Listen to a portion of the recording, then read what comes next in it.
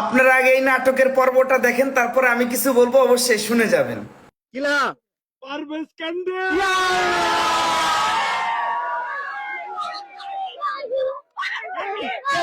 অনেক ভালো মনে করতাম থটস অফ বিল্লাল ভাইকে, তাকে নিয়ে আমি অনেক প্রশংসা করে ভিডিও করছি অনেকবার, কিন্তু সে যে এরকম সিটার বাটপার এটা আমি জানতাম না।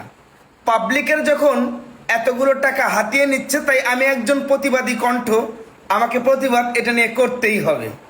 মানে আপনি প্রতিদিন একটা করে মোটর সাইকেলের লটারি দিবেন, আর বোকাচোদা পাবলিকরা আপনাকে 100 টাকা করে ক্যাশ আউট করবে, আর আপনি আপনার আপনজনদেরকে একটা করে মোটর সাইকেল দিবেন প্রতিবারের মতোই। এটা কি পাবলিক বুঝে না?